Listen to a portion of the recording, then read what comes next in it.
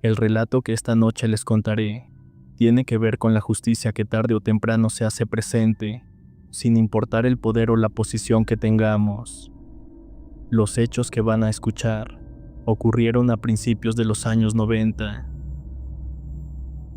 Ramiro trabajaba como policía judicial en el Estado de México, y es importante mencionar que por aquel entonces aquel grupo tenía una mala reputación, pues se decía que algunos de sus elementos actuaban con total impunidad y sin escrúpulos. Si bien el clima de inseguridad no era tan grave como el que se vive hoy en día, los asaltos y asesinatos eran frecuentes en la región. Sin embargo, hubo un caso en particular que cambiaría para siempre la vida de Ramiro. En una pequeña colonia de Atlacomulco, vivía una hermosa mujer llamada Marta. Era tan bella que muchos hombres la pretendían, pero ella estaba felizmente casada con Fabián, un hombre trabajador y de corazón noble. Formaban una familia unida, rodeada de amor y respeto. Con el paso del tiempo, el deseo de Ramiro por Marta se volvió enfermizo. En varias ocasiones intentó cortejarla, pero ella siempre lo rechazó. Aquello despertó en él una peligrosa obsesión. Decidido a salirse con la suya, Ramiro la amenazó con hacerle daño a su esposo si no accedía para estar con él, asegurándole que tenía los medios para hacerlo desaparecer sin dejar rastro. Marta, completamente aterrada, y al darse cuenta de que hablaba en serio, accedió con repulsión a satisfacer sus bajos instintos. Aquella situación se repitió durante mucho tiempo, hasta que Ramiro le propuso que fuera su mujer de manera formal. Ella se negó rotundamente, dejando claro que jamás abandonaría a su familia. La negativa desató la furia de Ramiro, quien se marchó jurando que Marta se arrepentiría de su decisión. Días después, en medio de un paraje solitario, un hombre era brutalmente golpeado y torturado. Lo apuñalaron de forma vil y despiadada, y finalmente lo remataron con una pesada piedra en la cabeza. Mientras tanto, Marta vivía angustiada por la desaparición de su marido. Tras varios días de búsqueda, la verdad salió a la luz, pues el cuerpo de Fabián fue hallado cerca de una presa en avanzado estado de descomposición. Las aves de rapiña se alimentaban de su cuerpo, mientras las moscas revoloteaban por todo el lugar. Las autoridades acudieron para levantar el cuerpo, que apenas conservaba algo de carne sobre los huesos. Una vez identificado, notificaron a su familia, misma que quedó sumida en un profundo dolor y consternación. Fabián dejó 2 niños pequeños, una esposa desamparada y una madre que clamaba justicia. No obstante, este no fue un caso aislado, pues en aquellos años muchas personas fueron asesinadas en circunstancias muy similares, pero las autoridades siempre daban por cerrados los casos sin investigar a fondo. Al no contar con los medios necesarios para sostener su hogar, Marta se vio obligada a acudir a la ayuda de su suegra, a pesar de que nunca habían tenido una buena relación. Desde que Marta se casó con Fabián, él se había distanciado de su madre, y aquel reencuentro resultaba difícil, sobre todo para ella. Doña Rosa era una mujer con dinero y de carácter fuerte, y siempre había considerado que Marta no era suficiente para su hijo. Sin embargo, entre ambas existía algo más que un simple resentimiento, pues había un secreto que solo ellas conocían. Marta poseía conocimientos de magia negra, y ese hecho había sido el verdadero motivo de la rivalidad que las separó durante tanto tiempo, pero la muerte de Fabián lo cambió todo. Al encontrarse nuevamente, Marta, con humildad y dolor, pidió la ayuda de su suegra. Doña Rosa reaccionó de una manera que Marta jamás hubiera imaginado. Con voz seria le dijo que reconocía que entre ellas nunca hubo una buena relación, pero que su orgullo le había costado muy caro, pues por su culpa su hijo se había alejado. Ahora, al verlo muerto, se daba cuenta de todo lo que había perdido, incluyendo a sus nietos, a quienes apenas conocía. Le aseguró que estaba dispuesta a apoyarla y que haría todo lo posible para que a sus nietos no les faltara nada.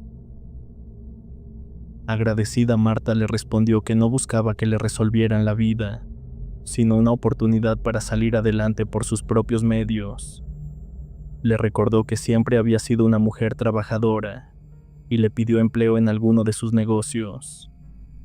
Doña Rosa aceptó la propuesta y le dijo que podía comenzar al día siguiente en una de sus zapaterías. A la mañana siguiente, Marta se presentó puntual para iniciar su jornada. La necesidad la impulsaba a esforzarse demasiado, y con el tiempo su situación comenzó a mejorar.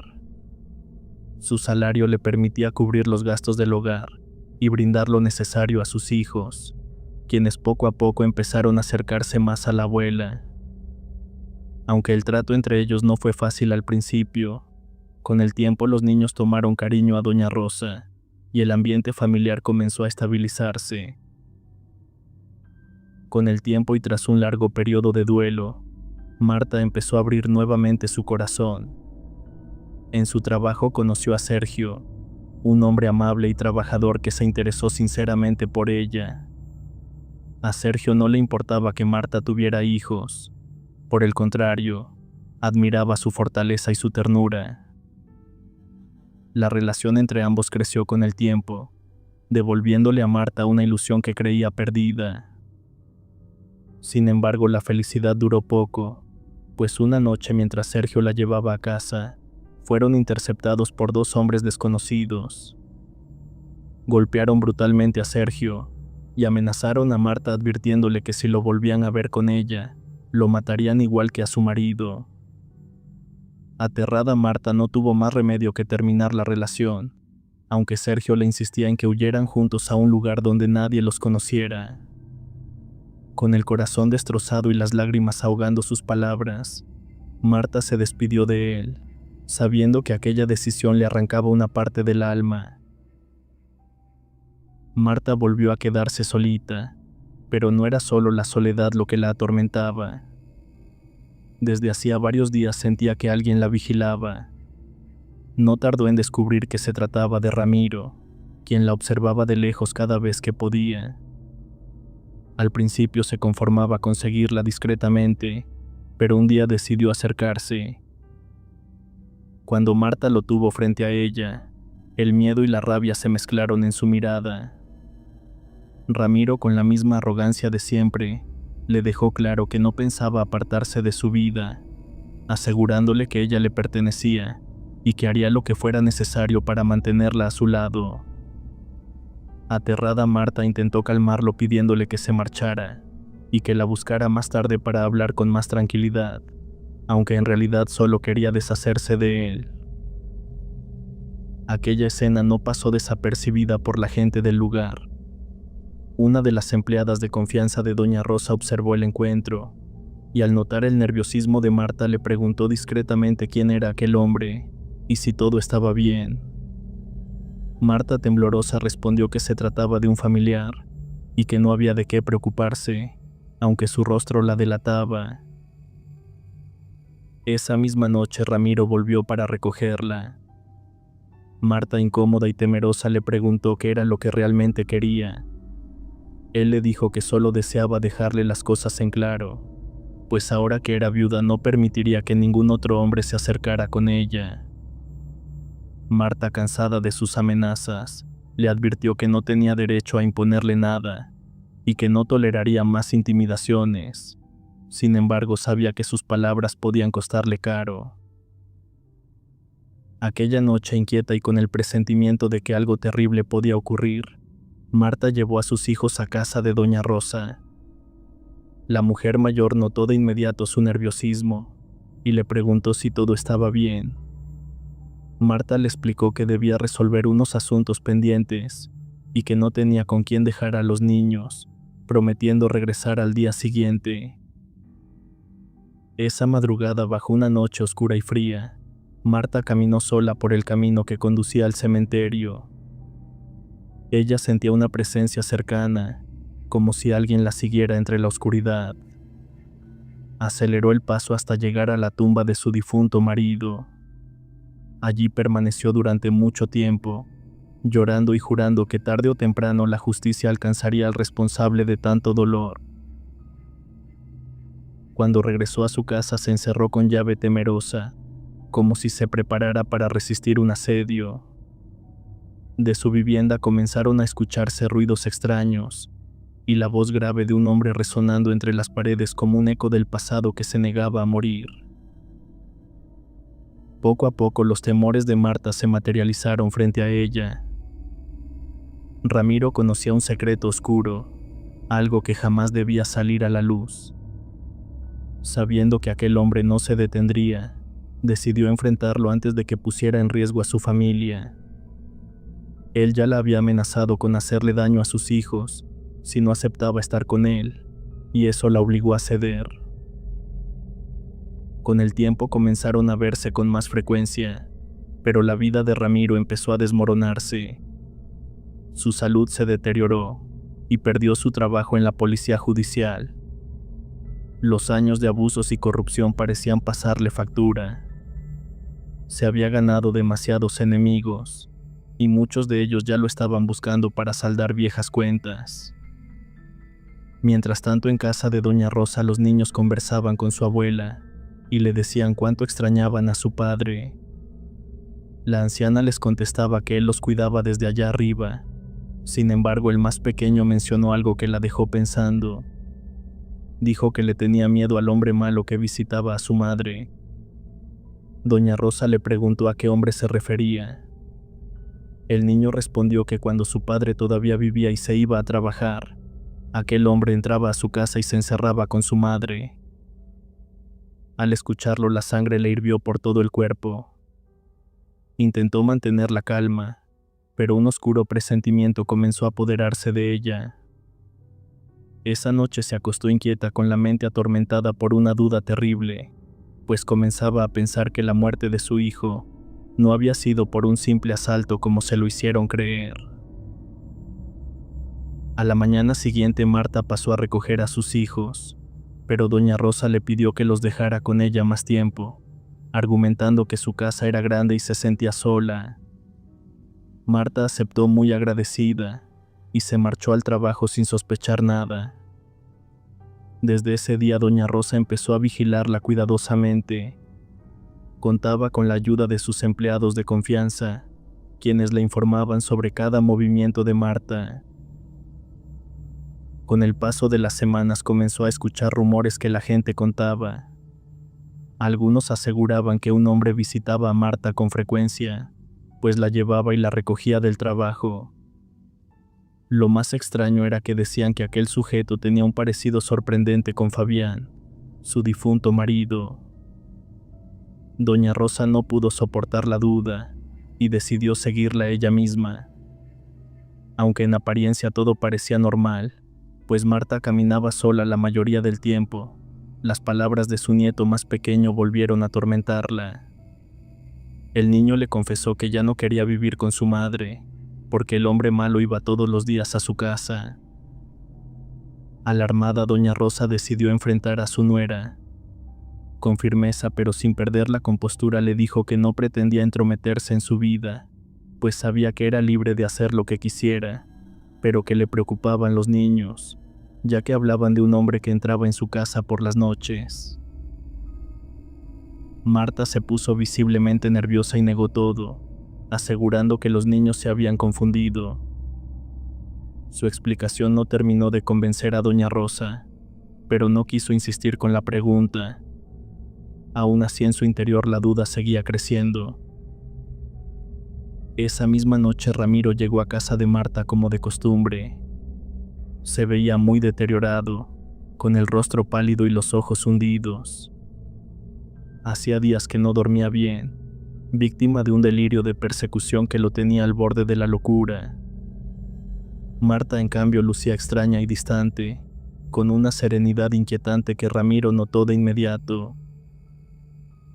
Al acercarse la tomó bruscamente del brazo exigiéndole una explicación, pero Marta soltó una carcajada escalofriante, y Ramiro, confundido, pensó que ella había perdido la razón. De repente sintió que el suelo bajo sus pies comenzaba a hundirse, mientras un sonido ensordecedor le taladraba los oídos. Desorientado y sin saber si lo que estaba viviendo era un sueño o una pesadilla, Ramiro trató de gritar, pero el aire le faltaba. Varias sombras se movían a su alrededor, susurrándole al oído y llenándolo de un terror indescriptible. En medio de aquella visión alcanzó a distinguir una figura frente a él, y su corazón se detuvo al reconocer el rostro de Fabián. Pero no era el mismo hombre que fue en vida, pues su piel estaba marchita y descarnada, dejando ver parte de los huesos. Su mirada vacía y su expresión rígida lo observaban fijamente, como si hubiera regresado del más allá para saldar una deuda pendiente.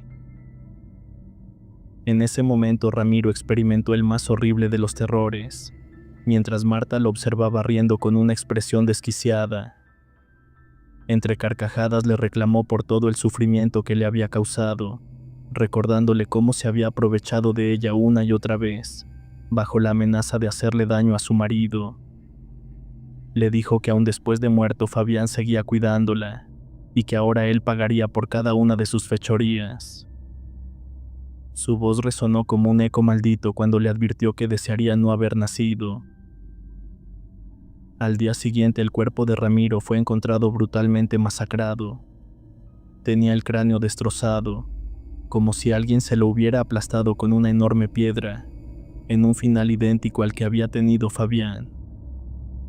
La escena estremeció incluso a los más curtidos agentes del Estado, quienes no encontraban explicación alguna a la violencia del crimen.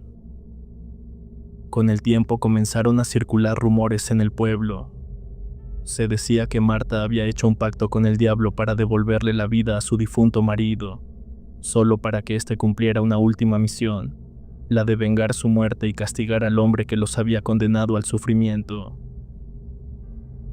Aquella noche en el cementerio había sido el inicio de un oscuro ritual, uno que tardó varios días en completarse. Se trataba de un acto prohibido, de una práctica de magia negra tan antigua y poderosa que pocos serían capaces de comprenderla. Los rumores resultaron ser verdad, pues se decía que por las venas de Marta corría la sangre de un linaje de brujas, mujeres que durante generaciones habían dominado los secretos más oscuros del ocultismo. Nadie volvió a saber de ella, solo se encontró una nota dirigida a Doña Rosa, en la que le pedía que cuidara de sus hijos y los mantuviera alejados de todo lo que ella había desatado. Desde entonces muchos aseguran haber visto una figura femenina vagando por el cementerio durante las noches de luna llena, como si esperara el regreso de alguien que ya no pertenece a este mundo. No cabe duda de que todo lo que sembramos tarde o temprano lo cosechamos, y así fue como Ramiro pagó el precio por codiciar lo que jamás le perteneció. La historia que voy a relatar ocurrió poco antes de la época de la revolución en el estado de Sinaloa. En una humilde vivienda una mujer lloraba junto a sus hijos, mientras su marido con un arma en las manos gritaba desesperado. Afuera una bestia rugía de forma amenazante, golpeando con furia la puerta que apenas resistía los embates. A pesar de haberla atrancado con todo lo que encontró, el hombre sabía que aquella defensa no duraría mucho. De repente la criatura se detuvo. Entre jadeos una voz ronca exigió que Jacinto saliera, asegurando que había llegado la hora de saldar su deuda. Le advirtió que si no abría derribaría la puerta y acabaría con toda su familia, pues en ese mundo solo uno de los dos podía seguir con vida. Jacinto, con el alma en vilo, respondió desde dentro, aceptando salir con la condición de que no tocara a su familia. La bestia impaciente aceptó el trato, aunque dejó claro que su paciencia estaba por agotarse. La esposa entre lágrimas suplicaba a Jacinto que no saliera. Él con voz firme le entregó un pañuelo que contenía todos sus ahorros, y le pidió que tomara a los niños y se alejara lo más posible de aquel lugar. Antes de partir besó a cada uno con la resignación de saber que no los volvería a ver. Afuera la bestia rugía impaciente, y Jacinto finalmente salió. A pesar de ser un hombre valiente, sus piernas temblaron al ver frente a él al enorme nahual que lo esperaba, jadeante y con los ojos encendidos de furia. Aquella criatura lo despreció, burlándose de su valor y asegurando que su arma no le serviría de nada. Sin embargo, Jacinto no se dejó intimidar. Afirmó que no era un cobarde, pues había planeado enfrentarlo, pero el destino lo había sorprendido en su propia casa. Aún así estaba dispuesto a demostrarle que tenía el coraje suficiente para hacerle frente, reprochándole además que él había tenido que transformarse en una bestia para resolver sus diferencias, incapaz de hacerlo como un verdadero hombre. Ustedes se preguntarán qué había llevado a ambos a ese punto de odio y venganza.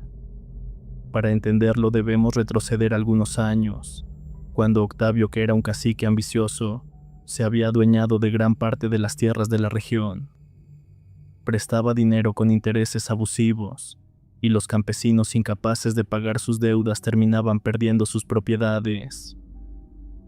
Era un hombre despiadado y con fama de matón, siempre armado y dispuesto a usar la violencia para mantener su poder. En aquellos tiempos la ley pertenecía a los ricos y poderosos, y Octavio formaba parte de ese grupo. Una tarde, mientras realizaba sus diligencias montado en un imponente caballo recién adquirido, un animal arisco que se asustaba con facilidad, se dirigió al jacal de un campesino llamado Francisco para cobrarle una deuda. Al llegar, el hombre apenas pudo ofrecerle una parte de la deuda y 2 bueyes que utilizaba en su yunta, intentando saldar parte del préstamo con lo poco que le quedaba. Octavio no aceptó los bueyes como pago. Le recordó a Francisco que había firmado un documento y que por lo tanto debía cumplir con su palabra. O pagaba lo que debía o perdería sus tierras. Dijo con desprecio que ese era el problema de tratar con gente sin palabra. Aquellas palabras encendieron la furia de Francisco, quien no se negaba a saldar la deuda, sino que solo pedía un poco más de tiempo, pues las cosechas habían sido malas ese año. Sin embargo, Octavio, con su soberbia característica, lo humilló y le ordenó que se largara llamándolo indio ladino. Francisco intentó razonar con él. Aquellas tierras eran todo lo que tenía y no estaba dispuesto a perderlas, menos sabiendo que la cantidad adeudada no alcanzaba ni la mitad del valor de sus parcelas. Pero Octavio, arrogante y colérico, le advirtió que si no abandonaba el lugar de inmediato moriría allí mismo. Sacó su pistola y apuntó al campesino, quien desarmado solo contaba con su machete. Francisco no retrocedió. Se mantuvo firme y dispuesto a pelear por lo suyo, aunque sabía que enfrentaba una muerte segura. Octavio, cegado por el coraje, apretó el gatillo sin pensarlo, pero justo en ese momento su caballo se encabritó, provocando que el disparo fallara. El animal, asustado por el estruendo, se levantó sobre sus patas traseras y derribó a su jinete.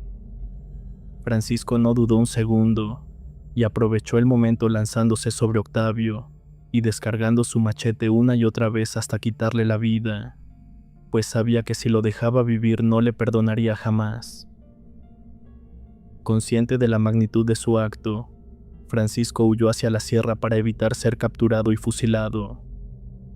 Durante su huida vagó varios días sin comer ni beber, hasta que fue encontrado por un grupo de indígenas yoremes, quienes lo hallaron casi moribundo. Tras auxiliarlo, le preguntaron qué hacía en su territorio, y Francisco, sin otra opción, les relató todo lo sucedido. Al principio los indígenas se mostraron recelosos de su presencia, pero con el tiempo fueron aceptándolo, permitiéndole integrarse en su comunidad. Aunque nunca llegó a ser considerado parte de la comunidad, le enseñaron sus costumbres, conocimientos y tradiciones. Para ganarse ese lugar tuvo que soportar la desconfianza de varios hombres que lo miraban con recelo, y en más de una ocasión lo desafiaron. La vida en la sierra no fue fácil, pero Francisco aprendió a sobrevivir. Aún así, el recuerdo de su familia lo atormentaba. En lo más profundo de su corazón pensaba que quizás era mejor que siguieran caminos separados, temeroso de que los parientes del difunto Octavio buscaran venganza. Con el tiempo y vencido por la soledad, Francisco decidió rehacer su vida junto a una mujer de la comunidad, con quien se casó según las tradiciones indígenas. De aquella unión nació un niño al que llamaron Jacinto, quien habría de convertirse en el protagonista de esta historia. Jacinto creció sin conocer el pasado de su padre. Francisco, ya más sabio por los años vividos en aquella comunidad, le transmitió todos los conocimientos adquiridos. El joven demostró una fuerza y agilidad fuera de lo común, cualidades que despertaban la envidia entre los hombres de la comunidad, quienes lo desafiaban con frecuencia. A pesar de ello, Jacinto se convirtió en un excelente cazador, respetado por su destreza y tenacidad, aunque también temido por su carácter firme y su espíritu indomable. La situación de Jacinto dentro de la comunidad se complicaba cada vez más. A diferencia del resto, no compartía las mismas facciones, pues él era alto y de piel clara como su padre, con ojos de color y un cuerpo bien formado por el trabajo constante. Aquellas diferencias físicas lo hacían resaltar, y con el tiempo se convirtieron en motivo de envidia y rechazo. Los años transcurrieron, y el paso del tiempo se llevó consigo la vida de su padre, dejando en Jacinto un vacío profundo. Sin rumbo claro, buscó el consejo del anciano líder de la comunidad, un hombre sabio y respetado por todos. Durante su conversación, Jacinto le confesó que sentía no pertenecer a aquel lugar. En su interior decía que corría sangre de hombre blanco por su padre, pero también la herencia de los Yoremes por parte de su madre. Aún así, sus hermanos de comunidad no lo aceptaban, y no sabía qué camino tomar. El anciano lo miró con serenidad.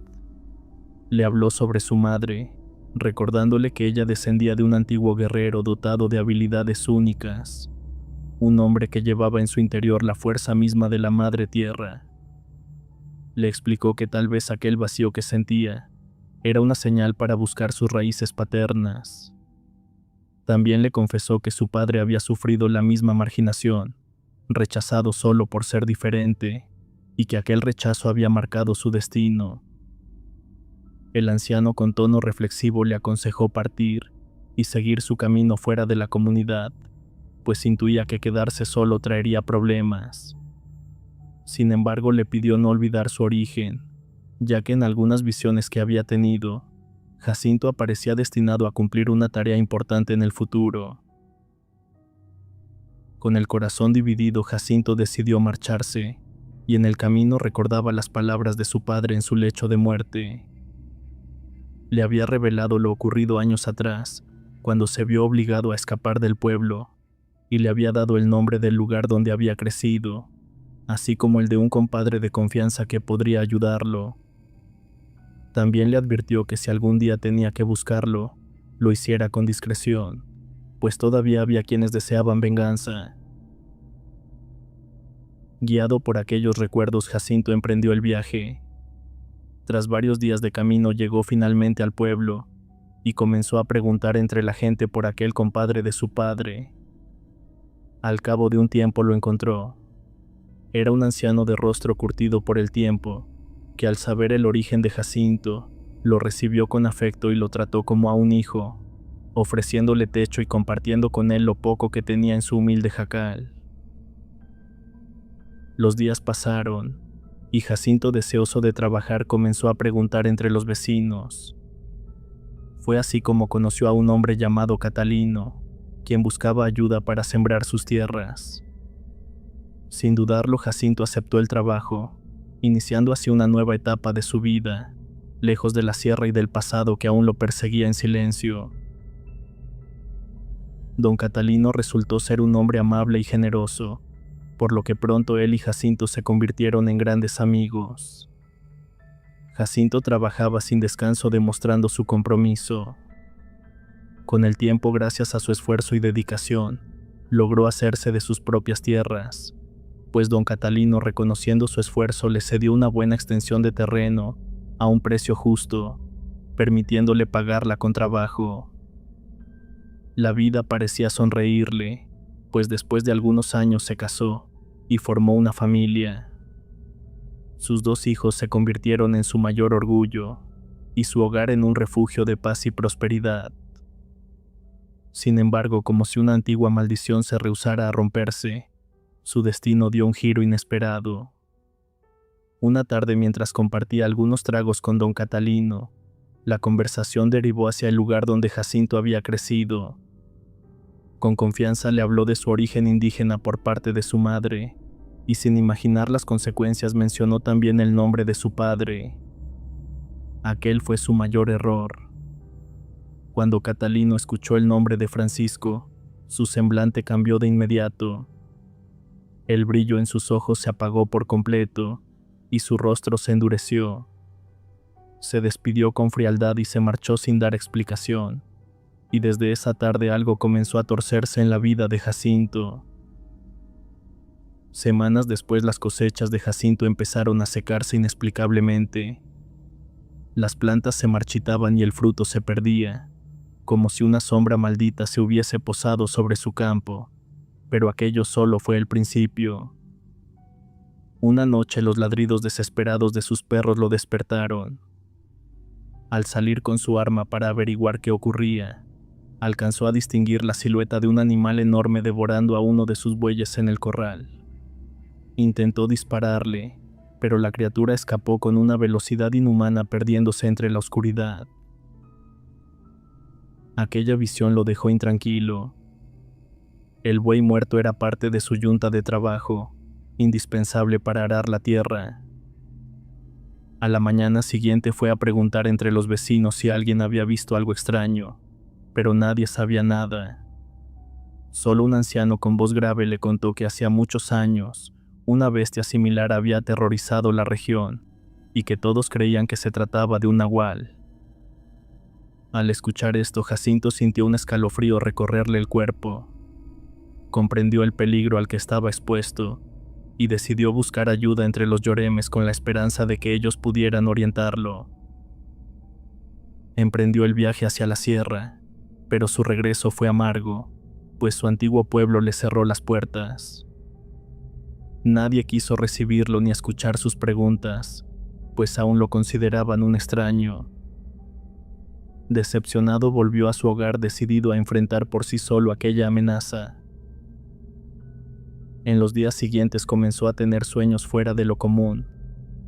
En ellos una voz profunda le hablaba con insistencia, repitiéndole que debía cumplir su destino y recordarle quién era realmente. Jacinto despertaba confundido, incapaz de comprender el significado de aquellas palabras. Entretanto, el acecho de la bestia se hacía cada vez más evidente, pues los animales desaparecían y la gente del pueblo se encerraba en sus casas por temor a ser atacada. Desesperado, Jacinto decidió pedir ayuda a su antiguo amigo, sin imaginar el oscuro secreto que estaba por descubrir. Una noche, al llegar a la casa de don Catalino, escuchó ruidos extraños provenientes del interior. Movido por la sospecha, se ocultó entre los matorrales observando con cautela. Poco después, lo que vio le heló la sangre, pues de la vivienda salió una criatura espantosa, de aspecto felino y rasgos humanos, que se lanzó a correr a gran velocidad en dirección a su casa. Entonces todo encajó. Comprendió que su supuesto amigo era quien había estado saboteando sus cosechas y aterrorizando la comunidad. Sin perder tiempo, Jacinto montó su caballo y cabalgó a toda prisa para enfrentarlo. Al llegar a su propiedad, distinguió a lo lejos un bulto enorme cerca de los árboles. Desarmado, se lanzó con su machete en mano, dispuesto a pelear, pero la bestia era demasiado fuerte y rápida. En un instante derribó al caballo, provocando la caída de Jacinto, que rodó por el suelo aturdido. La criatura se abalanzó sobre él dispuesta a darle muerte, pero justo cuando alzó sus garras se escucharon voces de gente que caminaba por el camino de terracería. La bestia, al percibir la cercanía de testigos, se detuvo y se perdió entre la oscuridad antes de ser vista. Aquella noche Jacinto tuvo suerte de salir con vida, pero en su interior sabía que el final se acercaba. Al amanecer, con el cuerpo adolorido y el alma intranquila, decidió que debía poner fin a la bestia de una vez por todas. Fue hasta la casa de don Catalino con la intención de enfrentarlo, pero no halló rastro alguno del hombre. Todo estaba en silencio como si nunca hubiera vivido allí. Regresó a su hogar, donde su esposa y sus hijos lo esperaban con el rostro lleno de angustia. Le contaron que durante su ausencia los perros habían perseguido algo en plena luz del día, y que al salir para ver qué ocurría solo encontraron sus cuerpos despedazados en el corral. Esa misma noche el destino los alcanzó. El nahual volvió para terminar lo que había empezado. Jacinto escuchó los golpes en la puerta y el rugido gutural de la criatura que intentaba entrar. Tomó su machete dispuesto a defender a su familia y salió para enfrentarlo. Ambos se encontraron frente a frente bajo la luz temblorosa de la luna. La bestia, con ojos encendidos de odio, le reveló la verdad que había permanecido oculta durante tanto tiempo. Decía que una antigua deuda debía ser saldada, que su propio padre había muerto a manos de un hombre llamado Francisco. Comprendió entonces que el monstruo que lo atacaba no era otro que el hijo del cacique Octavio, el mismo que había sido asesinado por el padre de Jacinto. La criatura juraba que ahora Jacinto pagaría con su vida por los pecados de su sangre, y que después haría sufrir a su familia del mismo modo. Jacinto sabía que no tenía oportunidad. Las heridas de la noche anterior lo debilitaban, pero la idea de ver a su familia en manos de aquella bestia le dio una fuerza desconocida. Con un grito de rabia se abalanzó con su machete decidido a luchar hasta el final. La criatura respondió con brutalidad, desgarrando su carne y lanzándolo al suelo ensangrentado. Todo parecía perdido. El nahual avanzaba lentamente hacia él disfrutando de su agonía, mientras le prometía que su familia sufriría más. En ese momento algo inexplicable ocurrió. Una corriente de furia y energía recorrió el cuerpo de Jacinto, que yacía inmóvil sobre la tierra. Su respiración se agitó rápidamente y su cuerpo comenzó a estremecerse. Catalina observaba con horror cómo el cuerpo del moribundo Jacinto comenzó a cambiar. Sus músculos se expandieron y su piel se cubrió de un espeso pelaje, y de su rostro humano emergieron las fauces de un lobo. En cuestión de segundos el hombre había desaparecido, y en su lugar se levantaba una bestia imponente, un nahual nacido de la furia y del linaje antiguo que había permanecido dormido en su interior. Catalino maldijo con desesperación, incapaz de comprender lo que veía, pero ya era tarde. La nueva criatura se lanzó sobre él con una fuerza descomunal, iniciando un combate salvaje. Los rugidos se escucharon a lo lejos, mezclados con el fragor de la batalla. A pesar de sus heridas, Jacinto, convertido ahora en una bestia de poder ancestral, logró imponerse. Con sus fauces tomó el cuello del otro nahual, y en un último esfuerzo le arrebató la vida. El silencio volvió al lugar. Bajo la pálida luz de la luna, Jacinto recobró poco a poco la conciencia. Miró a su alrededor sin comprender lo que había sucedido, hasta que sus ojos se detuvieron en el cuerpo inerte de Catalino, cuyo cuello colgaba roto entre la hierba. Supo entonces que todo había terminado. A partir de esa noche su vida cambió para siempre. Comprendió al fin quién era y cuál había sido su misión, la de acabar con el mal que por generaciones había acechado aquel pequeño pueblo de la sierra de Sinaloa. Para muchos lo ocurrido no fue más que una historia fantástica contada al calor de las fogatas, pero en mi familia su recuerdo es motivo de orgullo, porque por nuestras venas corre la sangre de aquel valiente nahual justiciero, pues yo soy nieto de don Jacinto. Mis padres siempre fueron extremadamente sobreprotectores conmigo. Al principio creía que todo se debía a que era su único hijo, pero con el tiempo comprendí que había algo más oscuro. Desde muy pequeño sentía que intentaban protegerme de algo que parecía invisible. Ambos tenían actitudes extrañas conmigo y parecían vivir con un constante delirio de persecución. A causa de ello nunca echábamos raíces en ningún lugar, pues nos mudábamos constantemente. Esto siendo niño me frustraba mucho, especialmente durante mi infancia, ya que me resultaba difícil hacer amigos. Cada vez que parecía que por fin nos establecíamos en un sitio, algo ocurría que nos obligaba a mudarnos de la noche a la mañana. Aquellos continuos cambios me volvieron una persona retraída, pero lo peor no era eso.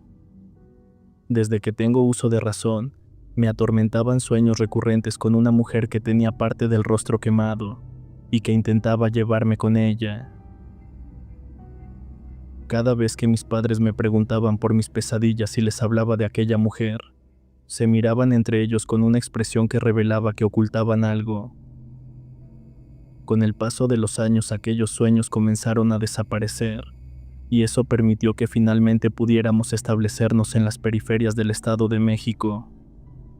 También me dieron más libertad, y parecía que por fin tendría una vida normal. Podría decirse que tenía una vida fácil, y quizá eso me hacía creer que lo merecía todo. Sin embargo, aquella comodidad terminó por traer desgracia y miseria a mi vida. Al tener todas mis necesidades cubiertas, nunca sentí la necesidad de esforzarme por nada. A muy temprana edad abandoné la escuela, y lejos de buscar empleo prefería perder el tiempo jugando billar con mis amigos. Últimamente pasaba la mayoría de mis días en casa de mi novia, de quien estaba profundamente enamorado, pero la vida siempre se encarga de poner a cada uno en su lugar. Una tarde cualquiera, mientras regresaba de visitar a mi novia, noté que cerca de mi casa se había reunido una multitud. Patrullas y ambulancias se encontraban en el lugar, y en el pavimento yacían dos cuerpos cubiertos rodeados por un gran charco de sangre.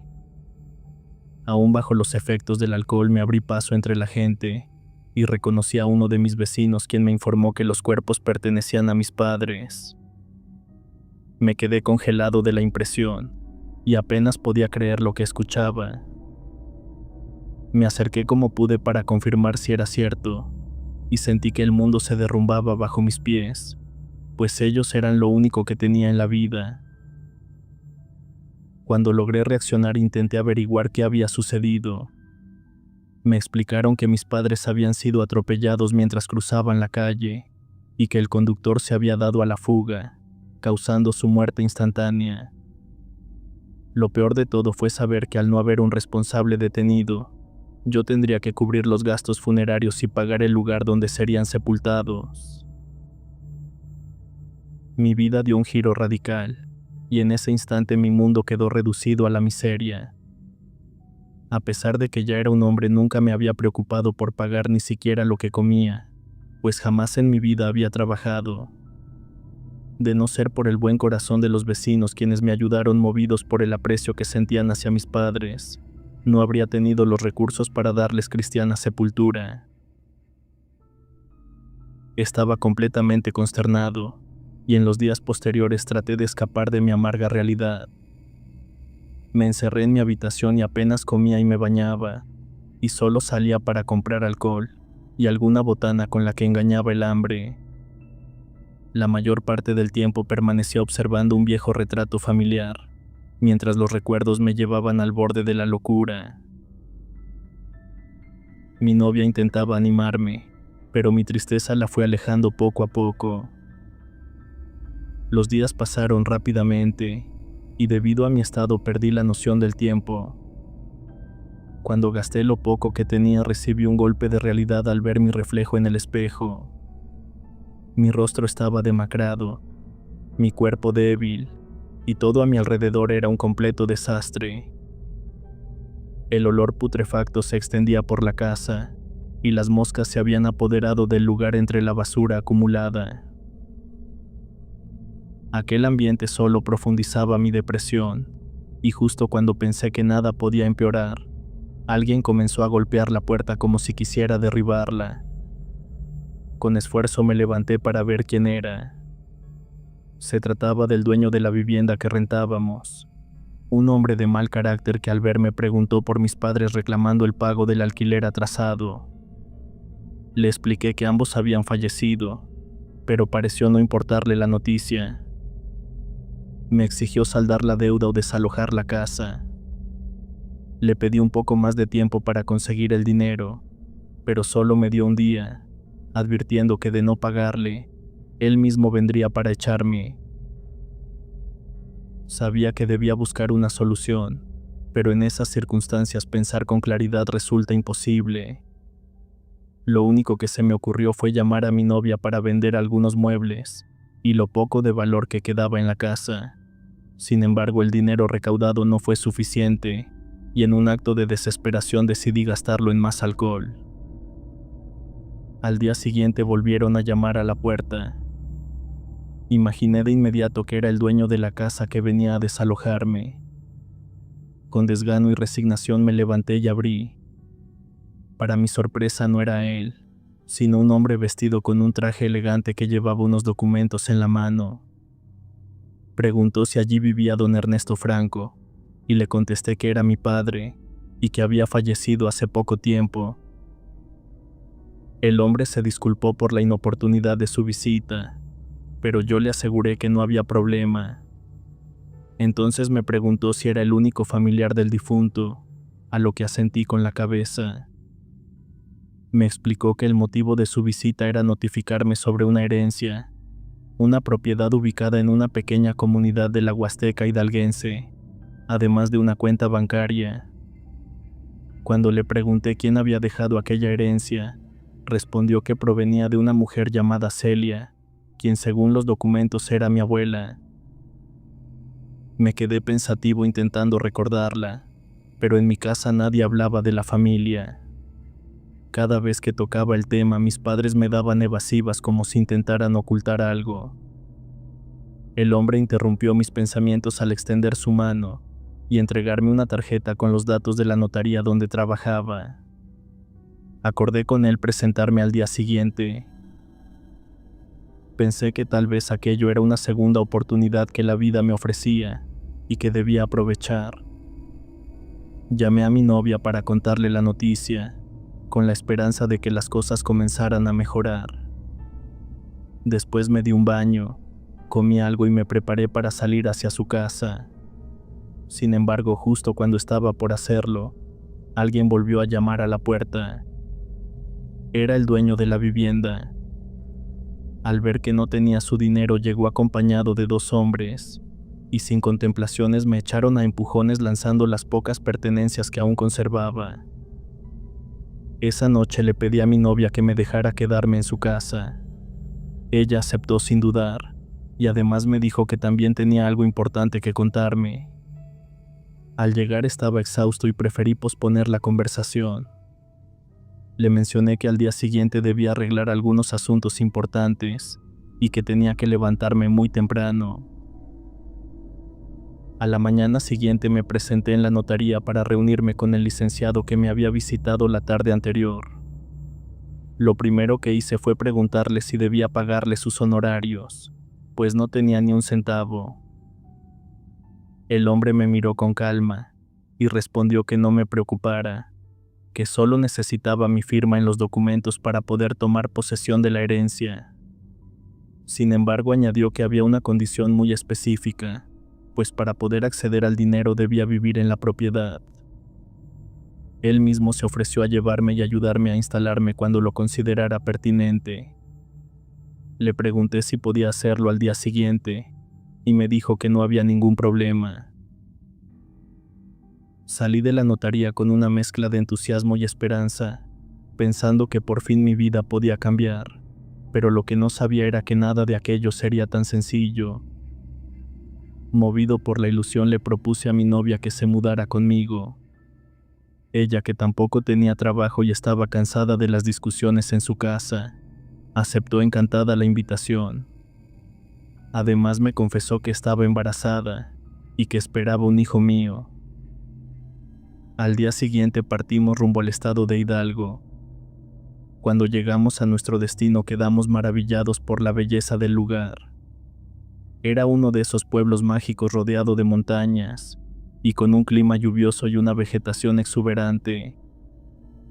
El bosque parecía extenderse sin fin, y los techos de teja roja contrastaban con el verde intenso de la vegetación. Las calles empedradas le daban al sitio un aire antiguo, como si el tiempo se hubiera detenido allí. Finalmente el automóvil se detuvo a las afueras de la comunidad, frente a una extensa propiedad cercada por una barda de piedra.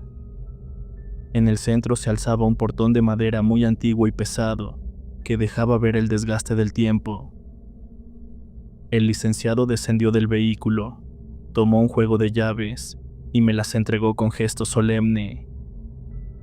En ese momento comprendí que aquel lugar desconocido sería mi nuevo hogar. Cuando abrí el portón descubrimos que se trataba de una vieja casona de arquitectura colonial, con muros gruesos y un techo cubierto por tejas rojas. La primera impresión que tuve fue extraña, como si ya hubiera estado en aquel lugar. Una sensación de familiaridad me recorrió el cuerpo, y de pronto comencé a recordar fragmentos sueltos de memorias que creía en el olvido. Mis pensamientos se vieron interrumpidos cuando el licenciado me explicó que además de la casa, la herencia incluía varias hectáreas de tierras de cultivo. Aunque tuve la intención de preguntar si podía vender las tierras, él me informó que no sería posible, no al menos durante algún tiempo. Resignado quise saber sobre el dinero, y entonces me aclaró que recibiría una cantidad mensual destinada al mantenimiento del lugar, y también para cubrir mis gastos personales. También me recomendó arrendar las parcelas para obtener un ingreso adicional. Debo admitir que todo aquello me resultaba confuso, pero preferí no hacer más preguntas. Una vez que el licenciado se despidió, mi novia y yo entramos en la casona. Allí fuimos recibidos por una mujer de mediana edad, de aspecto serio y presencia tranquila, que se presentó como la encargada del lugar. Su nombre era Teresa, y nos dijo que estaría a nuestra completa disposición. Nos condujo por las diferentes habitaciones de la casa. A pesar de su antigüedad, el lugar estaba en perfecto estado de conservación. Los muebles eran antiguos pero elegantes, y cada rincón parecía impregnado de una historia silenciosa. A medida que avanzaba y observaba los cuadros en las paredes, una extraña sensación se apoderaba de mí. Los recuerdos como ecos lejanos volvían lentamente a mi mente, haciéndome sentir que ese lugar guardaba una conexión profunda con mi pasado. El tiempo transcurría, y el embarazo de mi amada se hacía cada vez más evidente. Por aquellos días comenzó a experimentar pesadillas recurrentes en las que una sombra siniestra le arrebataba a nuestro hijo. Yo intentaba tranquilizarla y le aseguraba que nada malo ocurriría mientras yo estuviera a su lado. En una ocasión Teresa llegó acompañada por una anciana que según comentó era su madre. Aquella mujer había insistido en conocerme al enterarse de que había tomado posesión de la propiedad. Cuando estuvimos de frente, su mirada fija y penetrante me provocó cierta incomodidad. Había algo en su rostro que me resultaba vagamente familiar. Después de una breve presentación, me enteré de que aquella anciana había sido mi nana durante mi infancia, algo que me sorprendió profundamente, pues nadie me había hablado jamás de ese periodo de mi vida. Intrigado por sus palabras, quise saber más sobre mi pasado. La mujer, que parecía debatirse entre el silencio y la confesión, me explicó que también había cuidado a mi padre cuando era un niño. Al preguntarle si conocía la razón por la que él se había desterrado de aquel lugar, su expresión cambió por completo. Tomó aire profundamente y me contó una historia que parecía cargada de un oscuro presagio. Relató que muchos años atrás mis abuelos vivían felices en esa misma casa. Sin embargo, los años pasaban y la imposibilidad de tener hijos los llenaba de tristeza.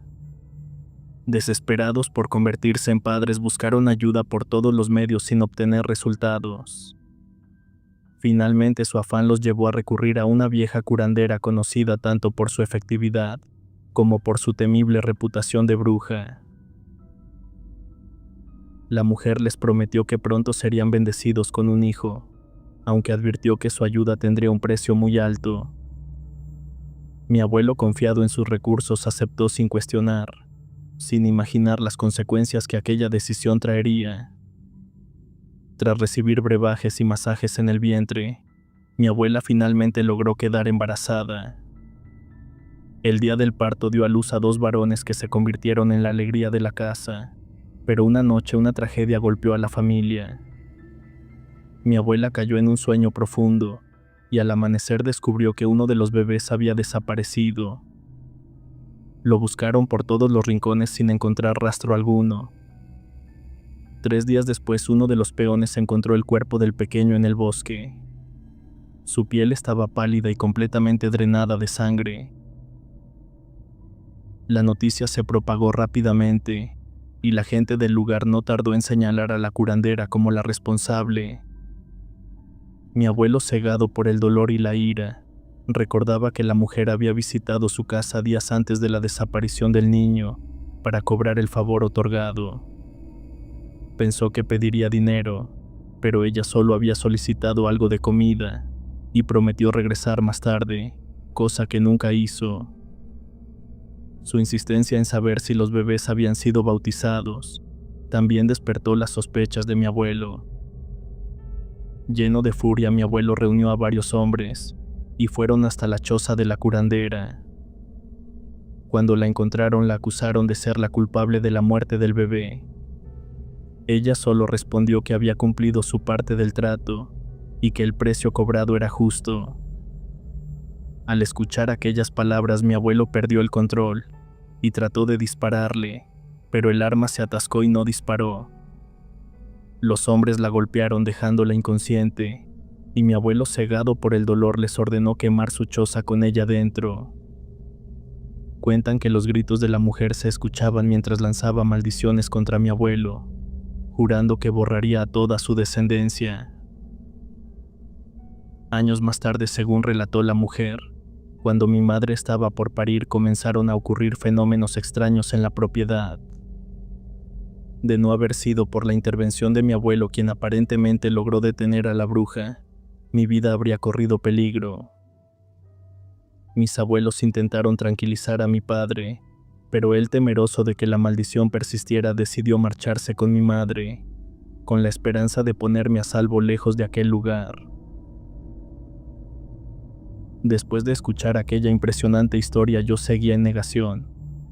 Sin embargo, había detalles que comenzaban a tener sentido, como las pesadillas que me atormentaron durante mi infancia. Aún así me resistía a creer que todo aquello fuera real, por lo que le pedí a la anciana que se marchara de mi casa. Antes de irse, la mujer me entregó un amuleto en forma de medalla, asegurando que debía colocarlo a mi mujer, pues tal vez podría salvarle la vida. Aquel encuentro me dejó profundamente perturbado. Pasaron los meses y el embarazo de mi novia llegó a su etapa final. Fue entonces cuando comencé a soñar con una mujer de rostro desfigurado con la piel quemada. Al principio creí que se trataba de una simple sugestión, pero mi novia también comenzó a tener los mismos sueños. Todo lo que la anciana me había contado podría ser cierto, aunque preferí no pensar en ello. Me convencí de que debía mantener la calma y disfrutar aquella nueva oportunidad que la vida nos ofrecía. Finalmente llegó el gran día, y todo parecía marchar de maravilla. El bebé nació sano y fuerte, y nuestras vidas se llenaron de esperanza. Con el paso de los meses me transformé en un hombre más responsable, dedicado completamente a mi familia. Sin embargo, aquella tranquilidad se rompería una noche, la misma que marcaría para siempre mi existencia. Recuerdo que mi mujer se acostó temprano después de cenar, mientras yo me quedé revisando algunos documentos con una copa en la mano. Al dirigirme a la habitación, pasé por el cuarto del niño para asegurarme de que todo estuviera bien. Al abrir la puerta, un frío helado me recorrió el cuerpo, pues la ventana estaba abierta de par en par. Aquello me pareció bastante extraño, pues mi esposa era muy cuidadosa con el niño. Me acerqué a la cuna de mi hijo, y el horror me paralizó al descubrir que el bebé no estaba. Corrí a nuestra habitación pensando que quizás mi esposa lo alimentaba, pero la encontré profundamente dormida. La sacudí con desesperación gritándole su nombre, aunque tardó en reaccionar. Cuando por fin abrió los ojos, su rostro reflejaba un terror indescriptible. Murmuraba una y otra vez que era ella la responsable de todo, la misma mujer de cara quemada. Sin perder tiempo tomé una linterna y salí corriendo en medio de la oscuridad para buscar a mi hijo. Pasé toda la noche recorriendo los alrededores sin éxito. Al amanecer reuní a varios hombres del pueblo para que me ayudaran en la búsqueda, pero con cada minuto que pasaba la esperanza de encontrarlo con vida se desvanecía. Desesperado fui a buscar a Teresa para preguntarle dónde podía encontrar a su madre. Ambas me acompañaron hasta un sitio apartado en el bosque, donde antiguamente se decía que habían quemado a la bruja. Al llegar, mis peores temores se hicieron realidad. Entre las ruinas ennegrecidas encontré el cuerpo sin vida de mi bebé, pálido y destrozado. Aquel hallazgo confirmó que todo lo que la anciana me había advertido era verdad, y mi esposa y yo quedamos devastados. Lo que creí que sería una segunda oportunidad terminó convirtiéndose en la más grande tragedia de nuestras vidas, una que al día de hoy continúa marcando mi dolorosa vida. Dos jóvenes lloraban frente al cuerpo inerte de su padre. El dolor y la impotencia los consumían, mientras su madre abrazaba el cadáver de su marido, quien había sido atacado por la espalda traicioneramente, pues nadie se habría atrevido a enfrentarlo cara a cara. A pesar del carácter fuerte de doña Carmen, aún le costaba asimilar aquello para lo que de algún modo se había preparado toda su vida. Parecía la crónica de una muerte anunciada, pero ¿cómo habían llegado hasta ese cruel desenlace? La historia comenzaba hace mucho tiempo, en un pequeño pueblo de Jalisco. Armando trabajaba como gimador en una hacienda tequilera, donde inició un noviazgo con Carmen. Para la familia de la muchacha aquello representaba un problema, pues ya tenían arreglado un matrimonio con un muchacho de buena posición. Era otra época, y los jóvenes solían someterse a las decisiones de su familia. Sin embargo, Carmen no estaba dispuesta a obedecer. Había crecido al lado de Armando, y estaba perdidamente enamorada de él. Armando, aunque decía amarla, y tenía la intención de casarse algún día, también se dejaba querer por otras mujeres, pues desde niño había sido de mirada inquieta. Con el paso del tiempo, los padres de Carmen aumentaron la presión para concretar el matrimonio. Incluso Raimundo, el joven con quien pretendían casarla, visitó a la familia para acordar la fecha de la boda. Desesperada y sin saber qué hacer, Carmen citó a Armando una noche. Cuando él se enteró de lo que ocurría, le propuso que se escaparan juntos. Sin nada que perder y movida por el amor que sentía, ella aceptó la propuesta, sin imaginar que esa decisión sellaría su destino. Como era de esperarse, la familia de Carmen, al enterarse de lo sucedido, fue a buscarla dispuesta para hacer lo necesario y recuperarla. El más indignado era Raimundo, humillado por la burla y el escarnio de amigos y familiares, y decidido únicamente a vengarse. Armando, que era un hombre de carácter imponente, decidió enfrentarlos al sentirse amenazado. Los padres de Carmen le reclamaban con furia, pero él sostuvo que ella era su mujer y reconoció que tal vez no habían actuado correctamente. Sin embargo, debido a la presión que ejercían para obligarla a casarse, ambos se vieron forzados a irse sin el consentimiento familiar. Don Cirilo, que era el padre de Carmen, intentó amagarlo con un arma, pero Armando lo sometió con facilidad, dejando claro que aunque lo respetaba por ser su suegro, no permitiría que nadie lo amenazara, y menos dentro de su propia casa. Ante esto, la familia no tuvo más remedio que marcharse, no sin antes advertir que la situación no quedaría así. El tiempo transcurría, y con él los problemas que siempre venían acompañados de Armando. En varias ocasiones intentaron emboscarlo, pero parecía tener un sexto sentido, o quizá alguien lo protegía desde arriba, pues siempre lograba salir ileso. En una de aquellas confrontaciones tuvo una fuerte pelea con Raimundo, quien no desistía en su afán de vengarse. Sin embargo, Armando seguía siendo un rival formidable, y lo derrotó con facilidad, aumentando aún más el odio que éste le profesaba. A pesar de todas las adversidades, la familia lograba mantener cierta felicidad. Sus hijos habían llegado, y Armando ya poseía algunas tierras donde cultivaba su propio agave. Gracias al esfuerzo constante parecía que la fortuna finalmente les sonreía. La pareja tuvo 2 hijos varones cuya infancia distó mucho de la de otros niños, pues Armando los había criado con severidad y les había forjado un carácter fuerte. Aún así, ambos desarrollaron personalidades muy distintas. Raúl era el mayor, y siempre fue tranquilo y reservado. Rosalío, en cambio, heredó el carácter parrandero, despreocupado y enamoradizo de su padre, metiéndose con frecuencia en problemas y peleas con gente del pueblo. Desde muy temprana edad ambos hermanos aprendieron a defenderse y a usar armas de fuego. Eran tiradores muy diestros y amantes de la cacería. Fue precisamente durante una de aquellas salidas cuando ocurrió el fatal desenlace. Al regresar encontraron a su madre gritando histérica junto al cuerpo inerte de su marido que había sido asesinado a traición. Ella lloraba desesperada, maldiciendo la cobardía con la que su marido había sido atacado. A pesar de haber presenciado lo ocurrido, se negó a revelar la identidad del asesino. Incluso cuando llegaron las autoridades afirmó que un animal había acabado con la vida de Armando. Tras la muerte de su marido, doña Carmen nunca volvió a ser la misma.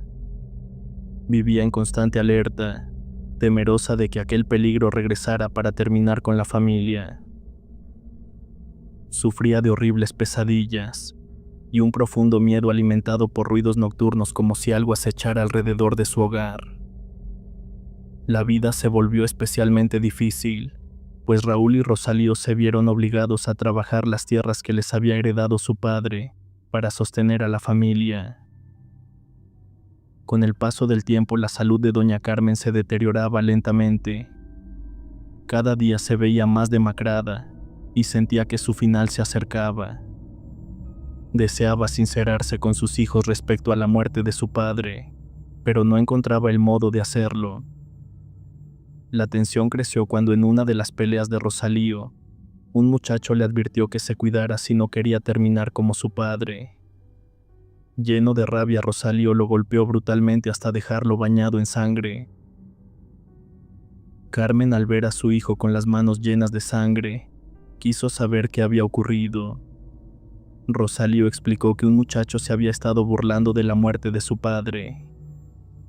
La mujer lloraba y se estremecía, pues el simple recuerdo de aquellos hechos le provocaba un miedo profundo.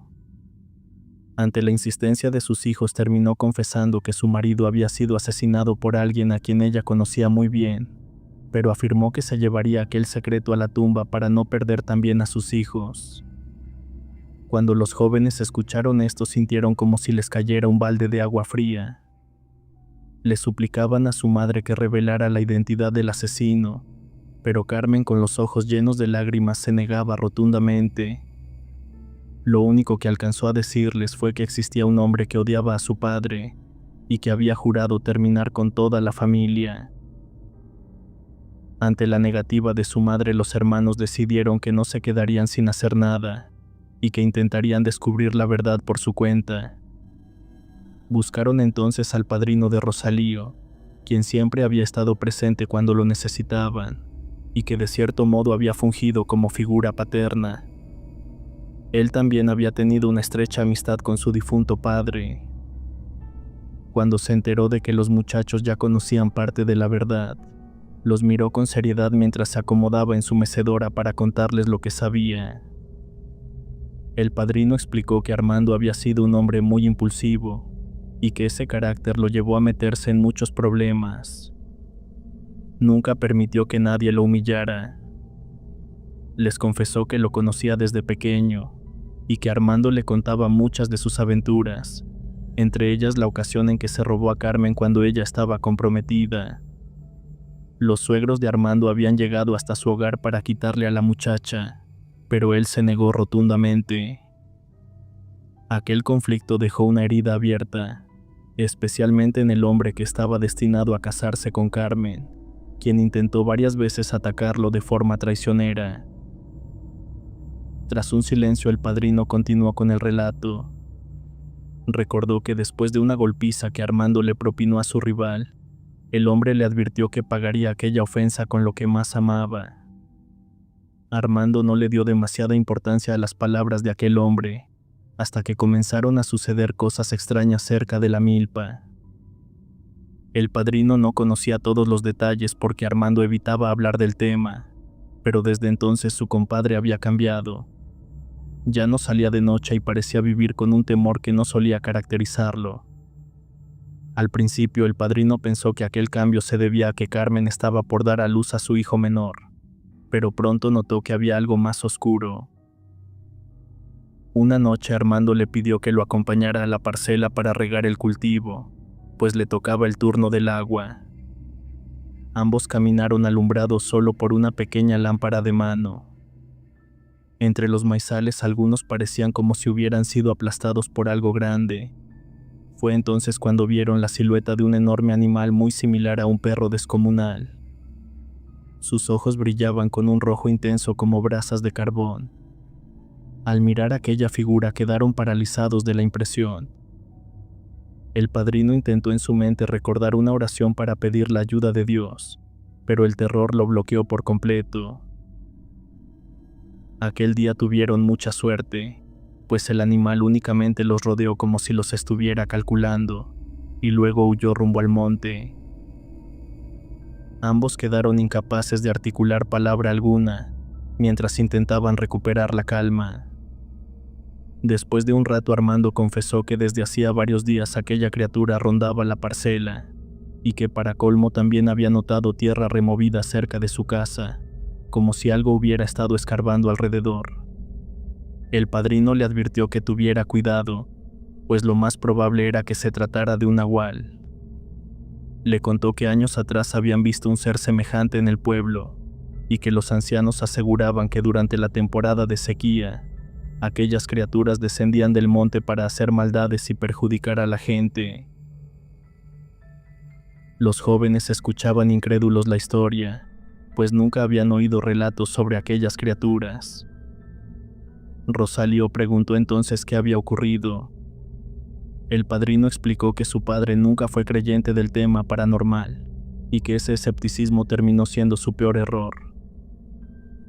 Tras el nacimiento de Rosalío, la criatura comenzó a rondar la casa de manera constante. En ocasiones se escuchaba cómo caminaba sobre las láminas del techo, lo que impedía que la familia durmiera debido al miedo. El destino, sin embargo, parecía inevitable.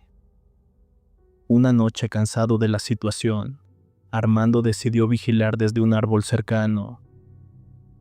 No pasó mucho tiempo antes de que la bestia apareciera, y al verla un escalofrío recorrió su cuerpo. El animal actuaba de forma extraña frotándose contra las paredes de la casa. De pronto se detuvo al percibir su presencia, y ante la mirada atónita de Armando comenzó a caminar como un ser humano, para luego hablarle con una voz ronca de ultratumba.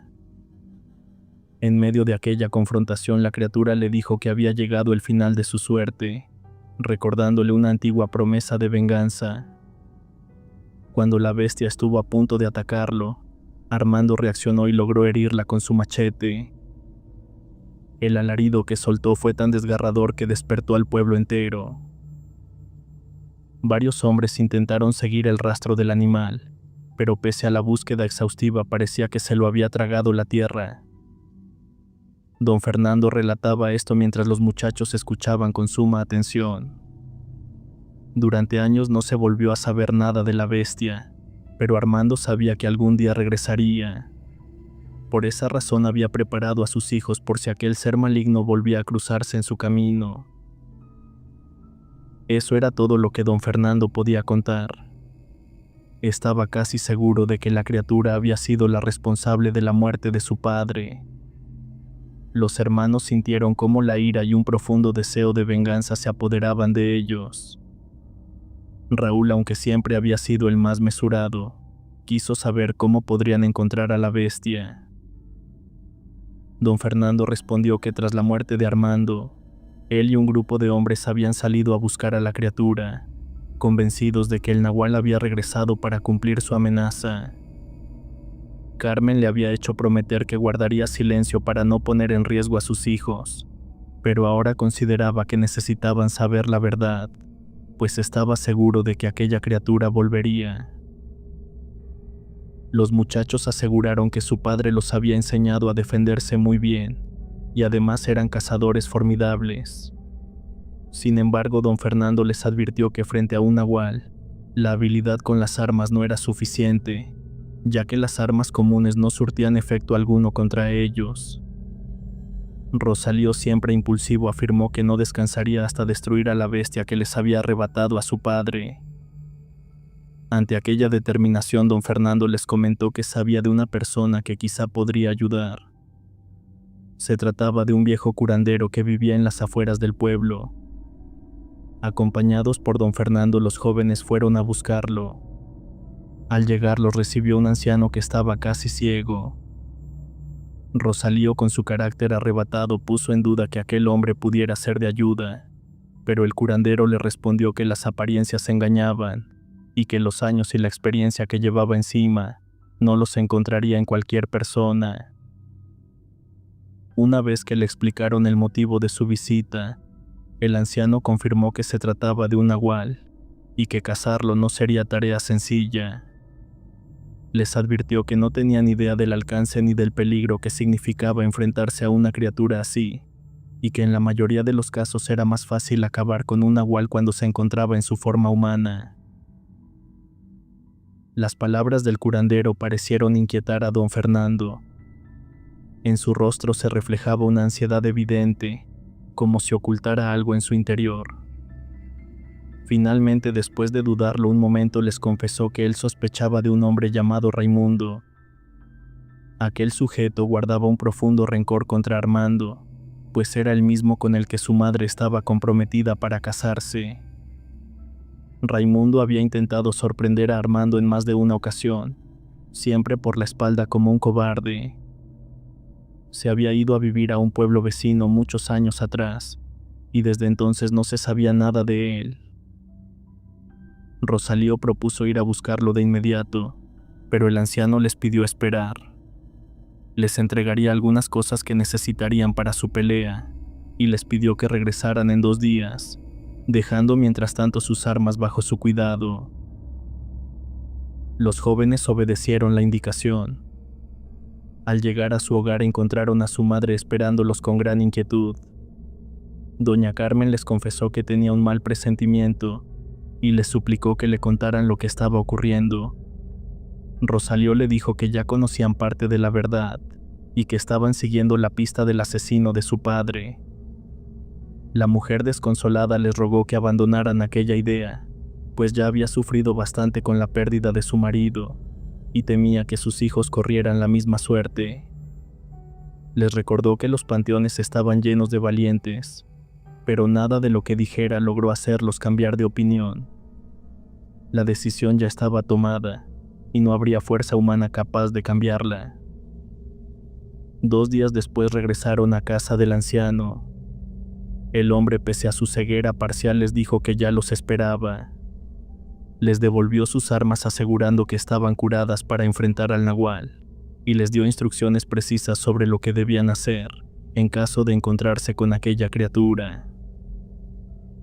Después de pagar por los servicios del curandero, los 2 muchachos partieron decididos a vengar la muerte de su padre.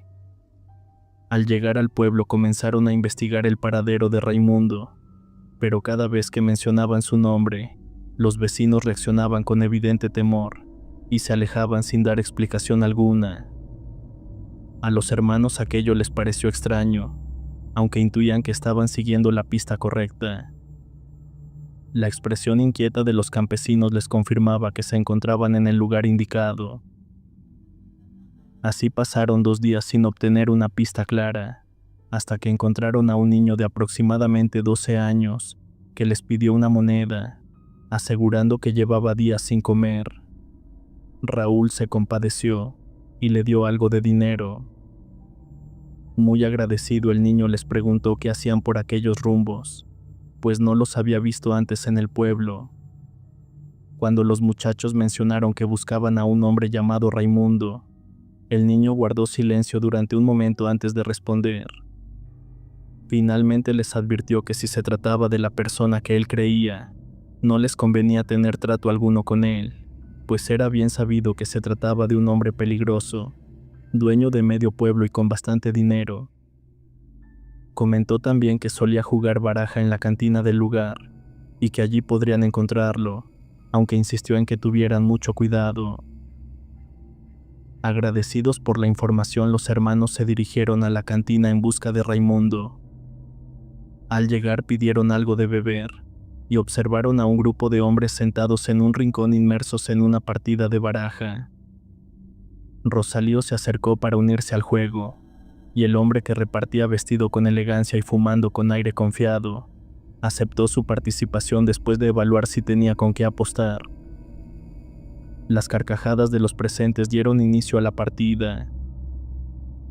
Con el paso del tiempo los jugadores se retiraron uno a uno, pero Rosalío mantenía una sorprendente buena racha. Aquello parecía incomodar al hombre elegante de la mesa, más aún cuando quedaron frente a frente. El jugador pidió a los demás que les dieran privacidad y propuso duplicar la apuesta. Rosalío aceptó la jugada y fue incluso más lejos al sugerir que resolvieran todo en una sola carta. El hombre accedió con una sonrisa siniestra, mientras la tensión crecía en el ambiente. Antes de revelar las cartas, el desconocido mostró interés por saber el motivo de su visita. Había entendido que los muchachos no habían llegado hasta allí solo para perder unas cuantas monedas, pues en un pueblo tan pequeño todo se sabía. Rosalío, manteniendo la mirada firme, manifestó que habían ido a cobrar una deuda pendiente.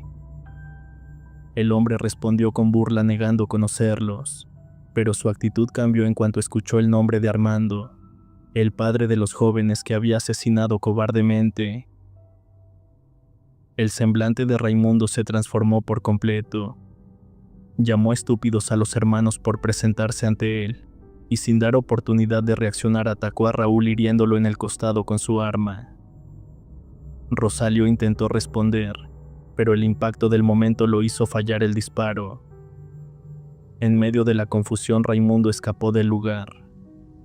Raúl, gravemente herido, le dijo a su hermano que no se detuviera por él y continuara con la misión de terminar con su encargo.